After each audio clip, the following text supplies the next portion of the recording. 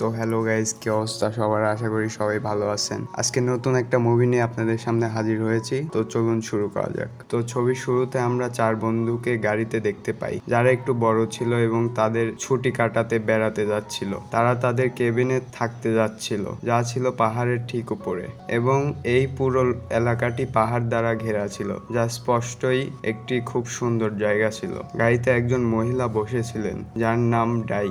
তার সাথে তার দুই বন্ধু ছিল এবং তার সাথে এক বন্ধুর কুকুরও যাচ্ছিল। কিন্তু ডায়ের মুখের দিকে তাকিয়ে মনে হলো যে তিনি প্রাণীদের খুব একটা পছন্দ করেন না। এখন কিছুক্ষণ পর তারা তাদের কেবিনে পৌঁছায়, যা শহর থেকে অল্প দূরে ছিল। যখন তারা ভিতরে পৌঁছায়, ডাই এর বন্ধু বলে যে আমরা পাশের গ্রামে যাচ্ছি, তাই তুমিও ডাই আমাদের সাথে চলো। কিন্তু সে বলে না, তোমরা যাও, কারণ যাত্রায় আমি খুব ক্লান্ত, তাই আমি এখানেই বিশ্রাম নেব। তারা উভয়েই এতে রাজি হয় এবং সেখান থেকে চলে যেতে থাকে, কিন্তু সে তার কুকুরকে ডায়ের কাছে রেখে যায়। কিছুক্ষণ পর ডাই তার কুকুরের সাথে বন্ধুত্ব করার সিদ্ধান্ত নেয়। সে তার কাছে যায় এবং তার লেজ নাড়ায়, কিন্তু কুকুরটি ঘুরে দাঁড়াতেই সে খুব ভয় পেয়ে গেল, কারণ এই প্রাণীটি এত কিছু বোঝেনি। সকালে ঘুম থেকে উঠে সে তার বন্ধুর রুমে চেক করতে গেল, যারা এখনো ফিরে আসেনি। তাকে ভাবতে হবে সে তাদের দুজনকে নিয়ে চিন্তিত ছিল, সেজন্য সে কুকুরটিকে নিয়ে তাদের খুঁজতে বের হয়। সে অনেক দূর এসেছিল, কিন্তু আশেপাশে কাউকে দেখতে পেল না। সে যখন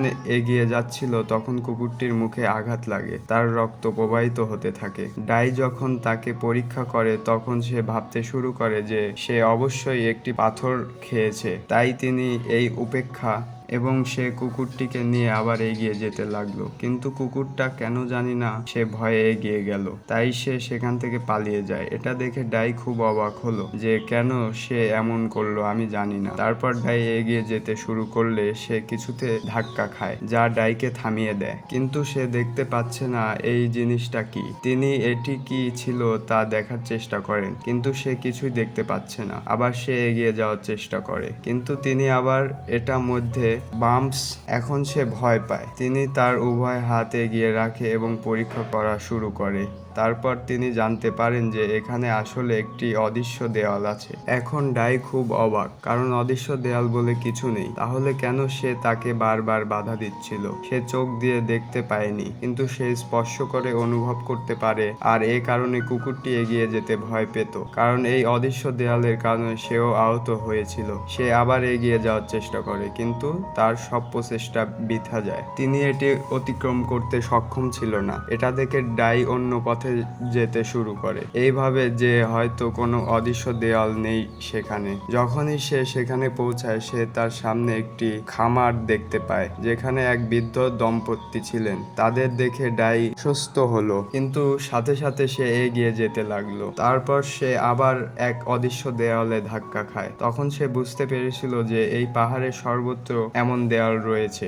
এখন ডাই অদৃশ্য দেয়াল হাত রেখে বৃদ্ধ দম্পতিকে ডাকে, কিন্তু সে অবাক, সে কিছুই শুনতে পেল না। তারপর হঠাৎ করে চমকে উঠলেন ডাই, কারণ ওই খামারে ছিল কিছু ভুল। সে ঘনিষ্ঠভাবে তাদের উভয়ের দিকে তাকায়। তিনি জানতে পেরেছিলেন যে বৃদ্ধ দম্পতি দীর্ঘদিন ধরে একই অবস্থানে দাঁড়িয়েছিলেন, দুজনেই নড়ল না। মনে হলো সময় যেন থেমে গেছে দুজনের জন্য, কারণ তাদের চারপাশে সবকিছুই চলছিল তাদের দুজনকে ছাড়া। এখন এটা দেখে ডাই ভয় পেতে শুরু করলো। সে ধীরে ধীরে ফিরে যেতে লাগলো। তারপর ক্লান্ত হয়ে নিজের কেবিনে ফিরে এলেন। সে ভয় পেয়ে যাচ্ছিল, কিন্তু তবুও সে ঘুমাতে যায়। রাতে সে একটি খারাপ স্বপ্ন দেখেছিল, যেখানে সে দেখতে পায় অদৃশ্য দেয়াল তাকে এমন খাঁচায় আটকে রেখেছে যে সে তার কেবিনে ছড়িয়ে পড়ছিল। সে ভেবেছিল এই দেয়াল আমাকে এমনভাবে বন্দি করবে যে আমাকে মেরে ফেলবে। এই ভেবে মেয়েটা খুব খারাপ হয়ে গেল। সে জোরে চিৎকার করতে থাকে। পরের মুহূর্তে তিনি একটি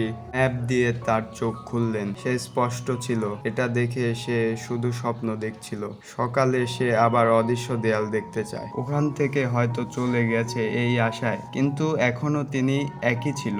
সে খামার বাড়ির কাছে গেল, কিন্তু এবার সে বৃদ্ধ দম্পতিকে দূর থেকে দেখে, যারা তখনও একই অবস্থানে ছিলেন। পরের মুহূর্তে কুকুরটি তার দিকে ছুটতে শুরু করে। তাকে দেখে ডাইও তার পিছনে দৌড়াতে শুরু করে। কিছু দূর গিয়ে সে কুকুরের সাথে একটি গরু দেখতে পায়, যা ছিল একটি সুন্দর বাদামি গরু। সে গরুর দিকে এগোতে থাকে। এটা দেখে মেয়েটা খুব ভয় পেয়ে গেল, কোথাও পালাবে বুঝতে পারছে না, কিন্তু গরু তাকে কিছু বলে না। পরিবর্তে এটি এক জায়গায় থেমে ঘাস খেতে শুরু করে এবং এখন এটি ডাইকে অনুসরণ করতে শুরু করে। এটা দেখে সে তার কেবিনে নিয়ে এলো, কারণ এটি এখন তার বাড়িতে পরিণত হয়েছে। এখন একভাবে তিনি এই গরুটিকে নিজের জন্য একটি সমস্যা হিসেবে বিবেচনা করছিলেন। তার ক্ষুধা থেকে মুক্তি পেতে ডাইকে প্রতিদিন তার জন্য ঘাস আনতে হয়েছিল, কিন্তু সেও একা ছিল বলে সে তার সাথে গরু রাখার সিদ্ধান্ত নিয়েছে। সে গরুটিকে দহন করতে লাগলো। যাই হোক, গরুর দুধ পান করে তার ক্ষুধা নিবারণ হলো, কিন্তু এখানে খাবার পেয়ে তিনি চিন্তিত হলেন। পরের দিন সকালে ডাই যখন জেগে উঠে সে একটি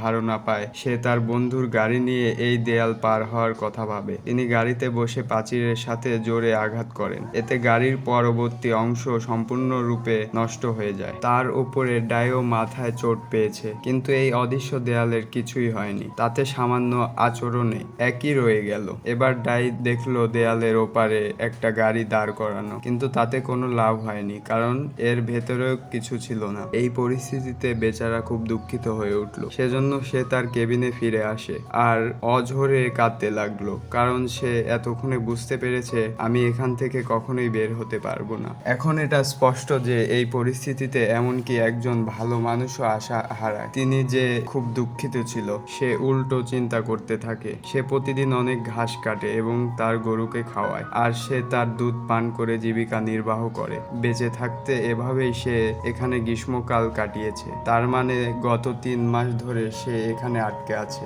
এখন সে সবজি চাষের কথা ভাবে। সে কেবিনের সামনে মাটি খুঁড়ে এবং সেখানে বিভিন্ন ধরনের সবজি চাষ করে। সে তাদের খুঁজে পায় এবং পাহাড়ে সেলাই করে। প্রতিটি দিন কেটে যাওয়ার পর ডাই সেই দিনটি ক্যালেন্ডারে চিহ্নিত করে এবং সে সারাদিন যা করেছে তিনি কাগজে সবকিছু লিখতেন, কারণ সে পশুদের সাথে বাস করত। সে পশুদের সম্পর্কে অনেক কিছু শিখেছে এবং সে তাদের সাথে ভালোভাবে মিলিত হয়েছিল।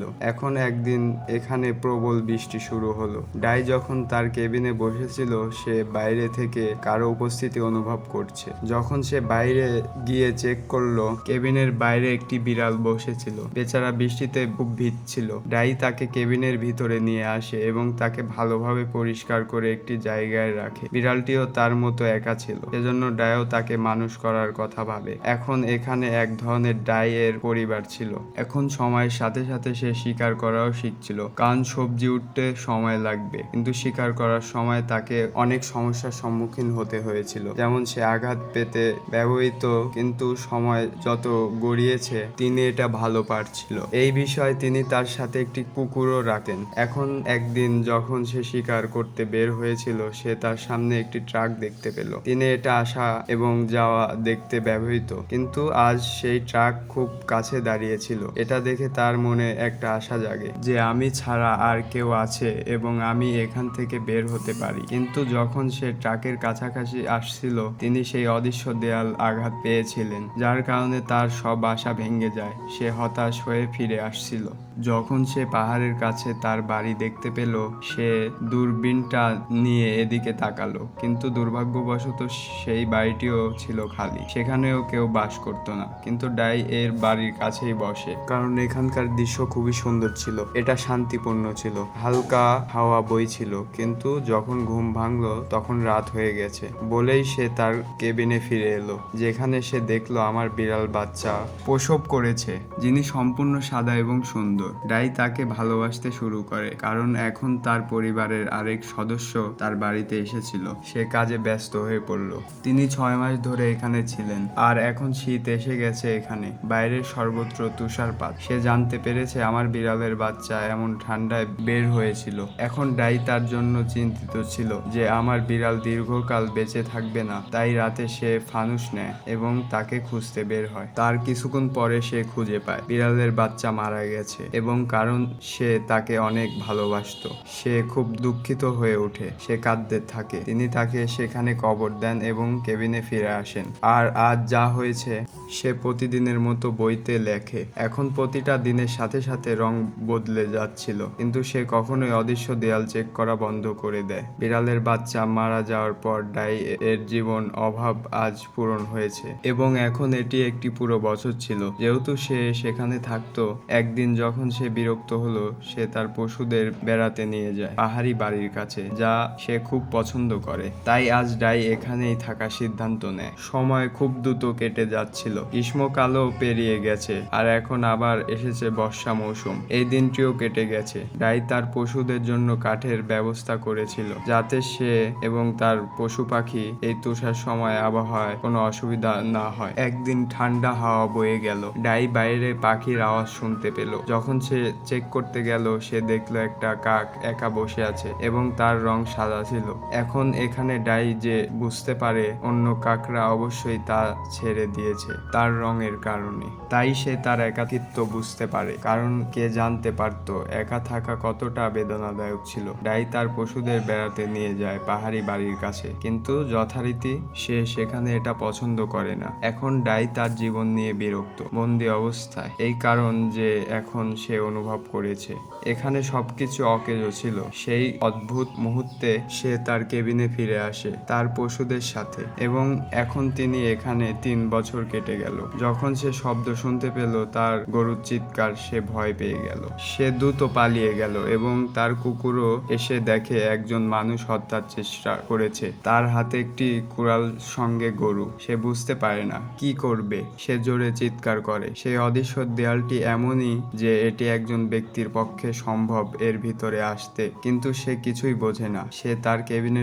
ছুটে যায় এবং দ্রুত তার বন্দুক নেয় এবং বেরিয়ে আসে, কিন্তু সে দেরি করে ফেলেছিল, কারণ ততক্ষণে যে লোকটি হত্যা করেছিল কুকুরের সাথে গরু, দেখো সে পাগল হয়ে গেছে। সে তার নিয়ন্ত্রণ হারিয়ে ফেলে। সে লোকটির দিকে বন্দুক তাক করে এবং তাকে বুকে গুলি করে, যা দিয়ে সে তাকে হত্যা করতে চায়। তবুও যখন সে রাগ করে না, সে বসে আছে, কারণ এখন শুধু তার বড় গরু তার পরিবারে রেখে গেছে। সে কেবিনে ফিরে আসে তার গরুর সাথে এবং লেখে শেষ কাগজ, তার দুঃখ, যে বই এবং সম্পূর্ণ এই বই। এখন এই গল্পের মাধ্যমে আমাদের বলা হয়েছে যে মানুষের জীবন এমনই। একজন ব্যক্তির চিন্তা করা উচিত নয় যে জীবন শেষ হয়ে আসছে তার অসুবিধার কারণে। জীবন একটা ভ্রমণ, এর মাধ্যমেই আসল শিক্ষা। এই বার্তা দিয়ে এই সিনেমার গল্প এখানেই শেষ। ভিডিওটি শেষ পর্যন্ত দেখার জন্য অনেক অনেক ধন্যবাদ। Thanks for watching. দেখা হবে পরবর্তী আরেকটা নতুন ভিডিওতে।